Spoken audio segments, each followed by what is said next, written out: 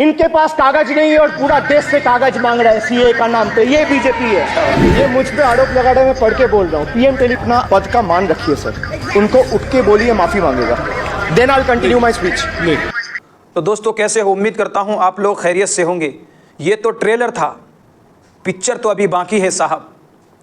जैसे कि आप लोगों ने देखा कि पार्लियामेंट के अंदर दोस्तों एक एमपी मेंबर ऑफ पार्लियामेंट किस तरीके से दोस्तों मोदी और अमित शाह की खिंचाई कर रहे हैं और उन पर एक से एक निशाना साध रहे हैं और उनके सवालों में गिरकर दोस्तों मोदी और अमित शाह दोस्तों भोकला उठे, तिलमिला उठे, ये परेशान हो गए।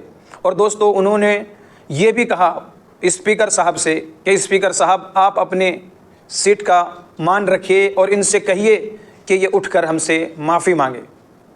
दोस्तों आखिर कौन है ये शख्स जो इतनी तीखी बात कर रहा है और इतने रौब में और इतने दबदबे के साथ और इतना निडर और बेबाकी अंदाज से बोल रहा है।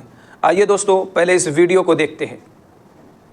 इनके पास कागज नहीं है और पूरा देश से कागज मांग रहा है सीए का नाम पे। ये बीजेपी है। ये मुझ पे आरोप लगा रहे हैं, मैं पढ़ के बोल रहा हूँ। पीएम टेलीप्रॉम्प्टर से बोलते हैं सर, प्राइम मिनिस्टर टेलीप्रॉम्प्टर से बोलते हैं। BJP doesn't have a single Muslim MP in Lok Sabha, Rajya Sabha और any state assembly.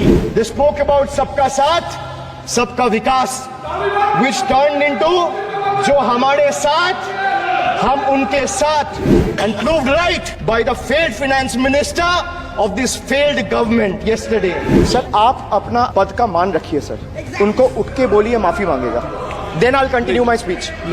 No sir, you have to intervene. Sir, you are the speaker. You are the speaker of this house. No sir. आपको continuous करना है तो करिए। उनका नाम सदन के रिकॉर्ड से निकाल दिया है। नहीं करना है तो आप डायरेक्शन मत दिए कि उनको माफी मंगाई। आप मुझे डायरेक्शन नहीं दे सकते। जब मैं बोल रहा हूँ तो मैं कभी गलत नहीं बोल। सर आप मुझे एक चीज बता दीजिए, एक सेकंड सर। इस सदन में जो लोग ताली बजा रहे हैं, 700 फार्मर्स मारे गए, उनको मौत की घाट उतारा गया। 1 मिनट के लिए खड़ा होके उनके ऊपर श्रद्धांजलि दिया, ये आज ताली बजा रहे, इसीलिए ऐसा हाल है इनका। सर ये जो बोल रहे हैं, मैं बोल रहा हूँ बीजेपी से, मैं जो सवाल यहाँ पे पूछ रहा हूँ इनसे कि मिनिस्टर को जवाब देना है, इनमें से कोई भी अगर जवाब देना चाहता है, कोई भी मीडिया चैनल चूज कर ले, मुझे टाइम बता दे, मैं आ जाऊंगा। एक हाथ लगे। कोई 60 साल पहले जवाहरलाल नेहरू का बात करेगा, दूसरे नेताओं का बात करेगा, तब आप कुछ नहीं बोलेंगे। मैं 5 साल पहले का डिमोनेटाइजेशन का बात करूंगा तो आप कहेंगे भाई वर्तमान इशू पे बोलिए। सर ये पक्षपात नहीं चलेगा सर। बजट पे मैं बजट पे ही बोल रहा हूँ। जब बिप्लब देव बोल रहा था तब 100 साल पुराना बात कर रहा था, 50 साल पुराने इमरजेंसी का बात कर रहा था, तब आप चुप थे। और अब मैं डिमोनेटाइजेशन का बात कर रहा हूँ, आपको चुप रहे। वाह वाह सर वाह, बोलिए अपनी बात पे। And this is the tragedy. The example you all set in the house, this is why I say T for tragedy. The PM was the face, the body and the head of the BJP campaign, which cried, "Ab ki baar 400 par." And what is the result of that audit? The result of the audit is BJP lost heavily in Bengal. They were stunned in Uttar Pradesh, shaken up in Maharashtra. Their slogan of जो राम को लाए हैं हम उनको लाएंगे backfired. I would rather say प्रभु राम आए तो न्याय आया। कुछ वक्त जरूर लगा लेकिन इंसाफ आया।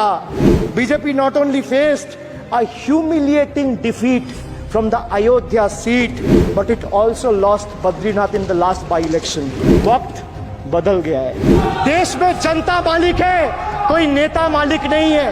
The people of Bengal and the people of my constituency elected me 3rd time with a margin of 7,10,000 votes, setting an example for Narendra Modi, Amit Shah and the minions of BJP and the rest of the country to see.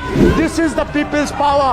Sir, if I'll have to bow, I'll bow before the power of the people. I will not bow before the people in power. This people needs to understand. The message from the electorate of this country is loud and clear. वक्त बदल गया है. The Honorable Prime Minister is on borrowed time. You all are on borrowed time. Mark my words. थोड़ा सब्र रखिए और कुर्सी का पीटी बांध लीजिए, मौसम बिगड़ने वाला है. Sir, one thing has changed. I was sitting throughout when the budget was being read. Only the cheerleaders have gone down in numbers. वो बेंच बजाने वालों का थोड़ा नंबर कमती हो गया है. Today is exactly 50 days since the rejection. But PM Modi refuses to accept the reality. He is running a coalition government and he wants everyone to believe that sab changa se. So budget, B-U-D-G-E-T. It has 6 letters. And I will explain all 6 letters in details. So let me start with B.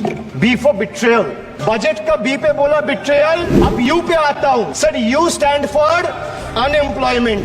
Modi ji की तीसरी बार युवक अभी भी बेरोजगार. Sir look what unemployment has done to this country. This is the perfect example. Sir, they've gone mad. This is what unemployment has done, sir. Beti Bachao, Beti Padhao. But they forgot to mention about बेटी को नौकरी दिलाओ. मोदी जी की तीसरी बार गरीबों के ऊपर लगातार अत्याचार. वंचित हो रहे देश की नारी, खुले घूम रहे शोषणकारी. Our leaders fighting for the people of Bengal were even detained in Delhi by Delhi police. Even women MPs were manhandled and dragged by their hair. And this BJP talks about Nari Shakti.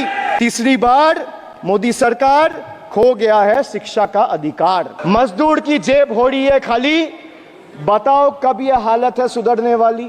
तो budget का B था betrayal, U था unemployment, D था deprive, G था guarantee, G for guarantee. But a guarantee, but sir खुद बोल रहे हैं उसका सरकार का घोटाला. सर देखिए sir, thank you. I would take that acronym.